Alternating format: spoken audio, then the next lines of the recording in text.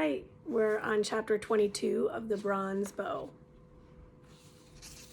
On the 15th day of Tishri, the Day of Atonement, Daniel stood in the door of his shop. Even so early, the holiday spirit stirred the narrow street like a fresh breeze. No one in the village appeared to be working. Pious Jews moved with dignity toward the synagogue, looking with disdain on the frivolous folk who took the occasion for an idle holiday. Voices and laughter sounded across the housetops. Joktan squatted on the doorstep gnawing at the flat wheaten loaf that Daniel had brought out to him. "The apprentices have the day off," he remarked, eyeing Daniel hopefully. "Go ahead then," said Daniel. "There'll be little business today." When Joktan had scampered off, he turned back to his forge. Through the morning hours, he stuck dourly at his work, trying to ignore the tug of restlessness in the air. One's temptation had come from the distant mountain. This time it came from the city in the plain below. At noontime, the sound of singing drifted into the shop. Daniel laid down his hammer and went into his house. "Would you go with me to see Thacia?" Oh wait, hang on, time out. Let's back that up. "Would you go with me to see Thacia?" he asked Leah. "She will be dancing with the girls in the vineyard." He spoke idly, but half seriously too, thinking that her longing to see Thacia might tempt her. "Are you going?" she cried now. "Then you can tell me about it." "Will you go with me?" he asked again. A cloud shadowed her eyes. "Don't tease me, Daniel, but you will go, won't you?" "I don't know," he answered, still trying to hide his real intentions from himself. "If I have time, I have to go to the city to take a lock and key to old Omar." "Not in your old work clothes," Leah protested. "I've seen people going by. They're all dressed up. Wait." So she ran to the chest and pulled out his clean woolen cloak and laughed at his half-hearted grumbling as she straightened it across his shoulders. He walked along the road to the city, holding himself aloof from the holiday travelers, his unhappy, forbidding face giving no one any encouragement. In Capernaum, as he might have expected, the house of Omar was deserted, and he left his bundle inside the door. He still told himself that he did not really intend to go to the festival, but his steps turned, almost against his will, toward the long slope of the vineyards. It was not hard to find his way. Voices and laughter drew him on, and he had only to follow their lead. Around one of the vineyards, the young men of the town had gathered in a shifting, animated ring. He saw at once that he did not belong here. Even in his best cloak, he stood out plainly for just what he was, a peasant and a smith. He dared not even approach too near to these elegant youths with their gaily striped cloaks, their leather sandals, their carefully oiled and combed forelocks and beards. They knew each other, called out greetings, jostled and jested, while he stood awkward and angry and alone. Suddenly the merriment halted. The ring of boys tightened, drew inward. Daniel, who stood taller than most, craned his neck to see over their heads. At the other end of the vineyard, a line of girls wound slowly from the green booths, a weaving line of white-clad figures with wreaths of flowers in their hair and chains of flowers linking them one to another. The girls' voices, thin and high and sweet, floated among the trees. "Look not, young men, upon gold or silver, nor upon beauty in these maidens. Look only upon the good families from which they spring, so they may bear thee worthy sons." Still keeping well behind the row of listeners, Daniel watched the line weave nearer. Then his breath caught as he saw Thacia. He had never seen her dance, but he knew well that sure flowing grace. He had marked it on the first day on the mountain. How gently she moved. Not like some others, striving to attract all eyes, nor yet fearfully like those who crept with downcast lashes. She simply danced, as though she loved the motion for its own sake, her head up, her eyes shining, her lips parted in a little smile as she sang. As she came nearer, he saw that from time to time she gazed directly at the line of men. Not coyly, not boldly, but with searching. She was looking for someone, and suddenly Daniel could not bear to see her face when she found him.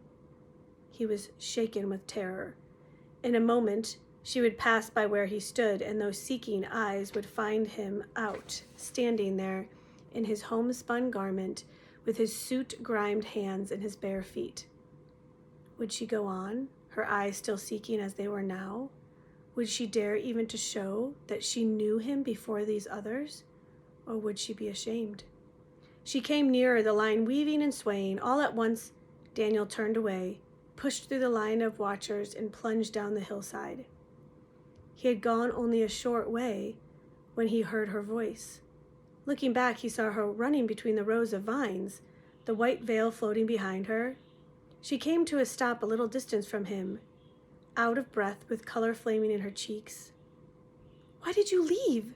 she cried. "You know why," he answered. "I was a fool to come." "I invited you." "You did me no kindness."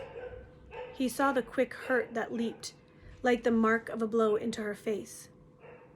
"I know you meant to be kind," he stammered. "I'm glad I saw you dance. Now I can tell Leah." "Is that the only reason you came? To tell Leah?" He stared at her miserably. "You should go back to your friends," he said. "You belong with them." Thacia moved forward slowly until she stood quite close to him. "Do you still think I am just a pretty child, Daniel?" He flushed wretchedly. So she had remembered. As he stared at her, the lips that spoke the words trembled, and the dark eyes had a bright sheen of tears. "No," he blurted, the truth wrenched out of him in a headlong need to make amends. "I did not mean it even then. That day when I woke in the passage, it was a woman's face I saw. The one face I will always remember as long as I live." Thacia did not speak. She stood straight and proud, with her face lifted to his, and did not try to hide from him what his words had done. The deep, shining happiness was like a lighted lamp glowing brighter till it threatened to blind him. "Don't, Thacia," he choked. "I never meant you to know." "Why not?" "Because it's no use. I ask only one thing of life. I have no right to the things other people have." "Is this thing worth so much? Are you sure, Daniel?" "I have taken an oath." He watched the light waver and die down. "I took the vow too," she said. "We vowed to live and die for God's victory. There is more than one way of fighting. Joel sees that now." "I only know one way to fight," he said. "I don't have words like Joel's. I only have my 2 hands." Her voice broke. "Will there never be an end to it? The hate and the killing?" "Thacia," he burst out, "don't torment me. I have to see it through alone. There's no room for anyone else." She did not speak again. She stood still, taking this truth as she had taken the other, with her head lifted, not trying to hurt any more than she had hidden the happiness, wrapped in a sort of pride that made the ordinary pride of woman seem silly. "Let me go now, Thacia." She nodded. "God go with you," she said, "whatever you do." He looked back once and saw her still standing on the slope looking after him. He walked the miles back to the village as he had come, aloof from the others, protected behind his dark scowl. He was weary and sore in spirit, and he did not want to talk about the festival. But the moment he saw Leah, he knew he could not escape. She waited like a good child, her hands folded in her lap, her blue eyes eager. "What was it like? Did Thacia look pretty? What did she wear?" "Some sort of white thing," Daniel answered indifferently. Then, looking at his sister, he felt through his own hurt and fresh pain at the thought of her waiting here in this dingy room while the other girls danced in the sunlight. The least he could do was tell her. "They had flowers in their hair," he began with an effort. Then on impulse he stepped outside the door and pulled up a handful of cockle blossoms that had sprung up by the house, looped them into a garland, and set them on the golden hair. "Like this," he said. Enchanted, Leah put up her hands to touch the flowers. Then they formed in a long line and danced. This way? Leah began to sway from side to side, lifting her feet, her arms raised above her head. Astonished, he watched her. How could she know what it meant to dance? Those untaught motions had an instinctive rhythm. Surprised out of his own gloom, he actually smiled at her. You should have danced with them, Leah. You're as pretty as any of them. She stopped dancing and stood in front of him, her blue eyes grave. Am I pretty, Daniel? That he, of all people, should have been asked such a question twice in one day. The memory of Thacia's glowing beauty made him answer his sisters very gently. Indeed you are, Leah. Truly, Daniel? As pretty as those girls you saw today? Much prettier than most of them. He had meant to please her, but he was surprised that his answer should seem so important to her. Thacia said so too, she said seriously, thinking this over as though it were something she had never before considered. Do you think perhaps someone else might think so? Not just you and Thacia? Joel said so too. With a little smile, she dismissed Joel. He is kind like Thacia, isn't he? She said, her thoughts elsewhere. Then she made one of her surprising turns to the practical. Your supper is ready, she said. I have a surprise for you. The mat was already laid out for him, and he saw that he would have to eat however little he wanted to. With the garland still in her hair, Leah unwrapped the bread and set out the bowl of boiled carrots and onions. Even in his own preoccupation, he noticed the trembling eagerness with which she watched him eat, like a child brimming with a secret that can scarcely be contained. When the vegetables were finished, she went behind the curtain in the corner. She brought out a woven basket of fruit. He saw at once that it was very fine fruit. Sleek scarlet pomegranates, plump juicy figs, the sort of fruit that no Galilean ever kept for his own table, and only once a year dared to reserve for the sacrifice of first fruits at the temple in Jerusalem. What neighbor could have brought such a gift? Is this payment for your weaving? He asked her. No, she said, breathless with pleasure. It was a present for me. He waited puzzled. Marcus brought it today. His teeth already sank into the first luscious bite, stopped as though he had struck a rottenness.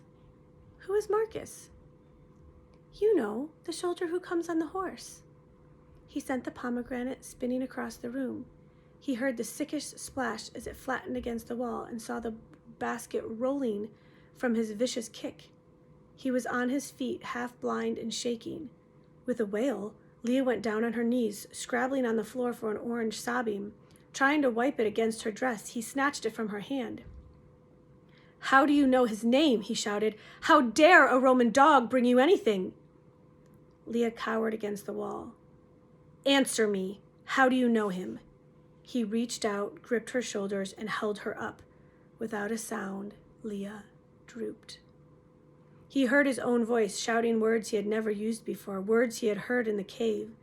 Then slowly the whirling blackness slowed down and his sight began to clear. In the center of the blackness he saw his sister shrinking under his hands. The garland of flowers slipped sideways on the streaming gold hair, her white face averted, waiting for his blow.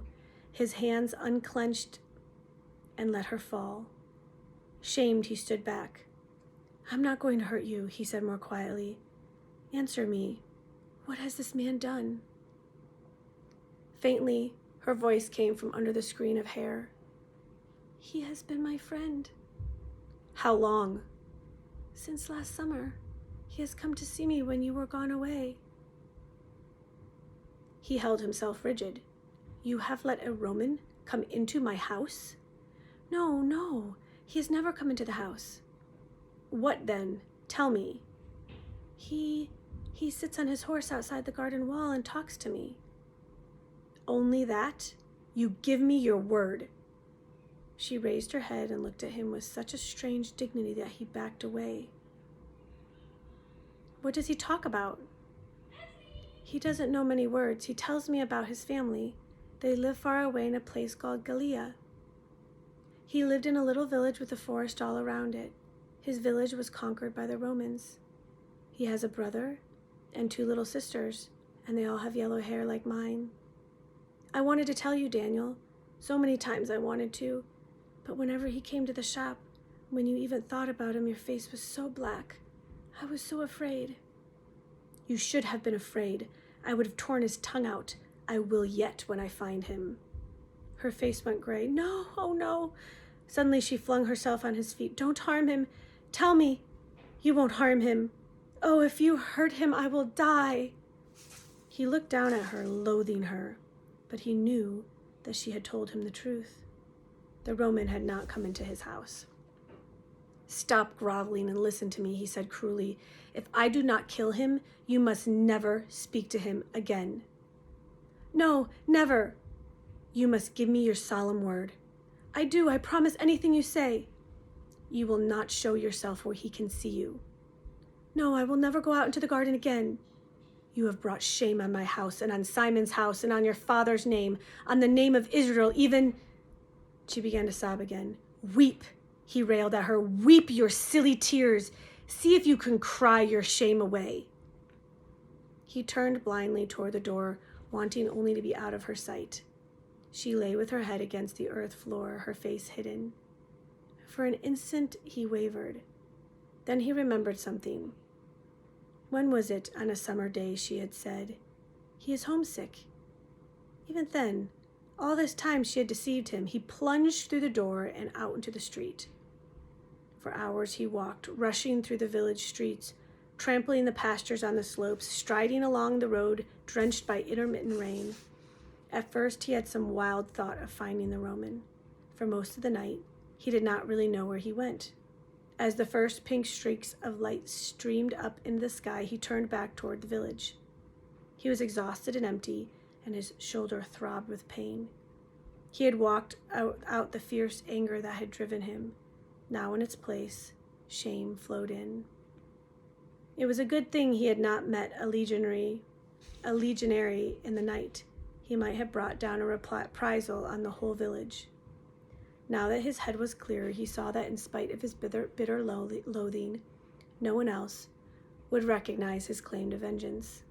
The Roman legion had its own laws, as strict as those of the Jews, but it was unlikely that there was any law, either Roman or Jewish, that said a Roman legionary could not speak to a Jewish woman over a garden wall.